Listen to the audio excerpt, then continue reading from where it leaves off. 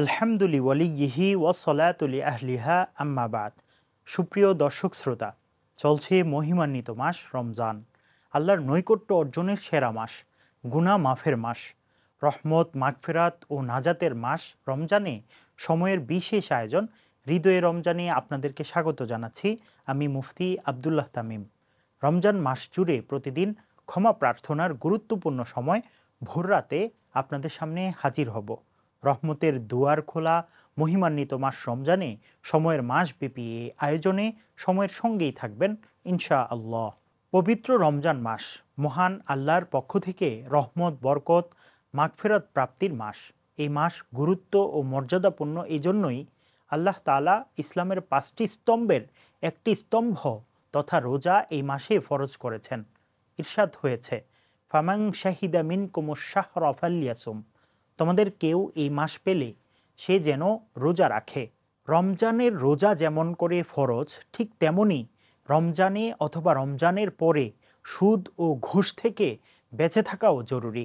সুদ ও ঘুষ ক্ষতিকর শুধু কোরআন হাদিসের মাধ্যমেই নয়, বরং এটা বাস্তবতার বিবেচনাও সুদ ও ঘুষ অত্যন্ত নিন্দনীয় ও খারাপ ও কবিরা গুনাহ, যাকে উপলব্ধি করতে পারে সুস্থ বিবেক সম্পন্ন মানুষ। সুদ সম্পর্কে ইসলাম কি বলে, এই বিষয়ে আমরা আজকে কথা বলবো। প্রথমত, সুদ স্পষ্টভাবে হারাম। কোরআন মাজিদে এসেছে, আল্লাহ তাআলা বেচা কেনাকে করেছেন হালাল এবং সুদকে করেছেন হারাম। দ্বিতীয়ত, সুদের উপর অটল থাকার পরিণাম ভয়াবহ। সুদ থেকে বেঁচে না থাকলে আল্লাহ তাআলার পক্ষ থেকে যুদ্ধের ঘোষণা করা হয়েছে। ইরশাদ হয়েছে, হে মুমিনগণ, তোমরা আল্লাহকে ভয় করো এবং সুদের যে অংশ অবশিষ্ট রয়ে গেছে তা ছেড়ে দাও যদি তোমরা মুমিন হও। যদি তোমরা না ছাড়ো তবে আল্লাহ ও তার রসুল সাল্লাল্লাহু আলাইহি ওয়াসাল্লামের সাথে যুদ্ধের জন্য প্রস্তুত হও। আর তোমরা যদি তওবা করো তাহলে তোমাদের মূলধন তোমারই থাকবে। তোমরাও কারো প্রতি জুলুম করবে না এবং তোমাদের প্রতিও জুলুম করা হবে না। তৃতীয়ত, সুদ থেকে অর্জিত আয়ের বরকত নষ্টের ঘোষণা। ইরশাদ হয়েছে, আল্লাহ সুদকে নিশ্চিহ্ন করেন এবং দানকে বর্ধিত করে দেন। আল্লাহ কোনো অকৃতজ্ঞ পাপীকে ভালোবাসেন না। অর্থাৎ আল্লাহ তাআলা সুদের অর্জিত আয়ের বরকত নষ্ট করে দেন এবং সৎকার বরকত বৃদ্ধি করে দেন। চতুর্থ, সুদ গ্রহণ করা একটি বড় গুনাহ। ধ্বংসাত্মক 7টি গুনাহের মধ্যে এটি একটি। ইরশাদ হয়েছে, তোমরা ধ্বংসাত্মক 7টি গুনাহ থেকে বিরত থাকো। 1 নম্বর, আল্লাহর সাথে শরিক স্থাপন করবে না। 2 নম্বর, জাদু টোনা থেকে বিরত থাকবে। 3 নম্বর, অন্যায়ভাবে মানুষ হত্যা করবে না, যা আল্লাহ নিষেধ করেছেন। 4 নম্বর, সুদ গ্রহণ করবে না। 5 নম্বর, এতিমের সম্পদ আত্মসাৎ করবে না। 6 নম্বর, জেহাদের ময়দান থেকে পলায়ন করবে না। 7 নম্বর, সতী অবলা মুমিন নারীদের বিরুদ্ধে অপকর্মের মিথ্যা অপবাদ দিবে না। পঞ্চমত, সুদ গ্রহণকারীর উপর রাসূলুল্লাহ সাল্লাল্লাহু আলাইহি ওয়াসাল্লাম অভিশাপ করেছেন। হাদিসে এসেছে, যে ব্যক্তি সুদ গ্রহণ করে এবং যে ব্যক্তি সুদ প্রদান করে উভয়ের প্রতি রাসূলুল্লাহ সাল্লাল্লাহু আলাইহি ওয়াসাল্লাম অভিশাপ করেছেন। বাস্তবতার বিবেচনায় সুদ যেমন 1, অপব্যয় বৃদ্ধির কারণ। সুদী লেনদেনের কারণে অপব্যয় বেড়ে যায়। সুদের অর্জিত সম্পদ কষ্টার্জিত না হওয়ায় সেই সম্পদের মূল্য থাকে না। যেথা সেথা খরচ করলেও কোনো ধরনের সমস্যা মনে হয় না। 2, চারিত্রিক ক্ষতি। সুদ মানুষের চরিত্রেও প্রভাব ফেলে। সুদের কারণে হীন স্বভাব তৈরি হয়, কৃপণতা বেড়ে যায়।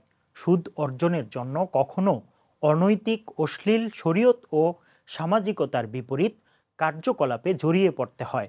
3, সামাজিক ক্ষতি। সমাজের ব্যক্তিগণ সুদে অভ্যস্ত হয়ে গেলে স্বার্থের কাঙ্গাল হয়ে যায়। স্বার্থহীনভাবে কখনো কেউ মানবিক সহায়তায় এগিয়ে আসে না। তখন সমাজ বিনির্মাণের ঐক্য সংহতি বজায় থাকে না। 4, ভারসাম্য ক্ষুণ্ণ হয়। ধনীরা গরিব অসহায়দের ঋণ দেয় এবং চাপিয়ে দেয় সুদের বোঝা, কিন্তু অসহায় মানুষ পরিশোধ করতে পারে না এই ঋণ। কালের যাত্রায় এভাবে ঋণ এর উপর সুদ যুক্ত হয়ে এই বোঝা পাহাড় সম হতে থাকে। সর্বস্ব হারিয়ে তখন পরিশোধ করতে হয় এই ঋণ। এদিকে ঋণদাতার কাছে অসহায় লোকের সকল অর্থ জমা হয় আর ঋণ গ্রহীতা নিশ্চয়ই থেকে যায়। ঘুষ সম্পর্কে ইসলাম কি বলে?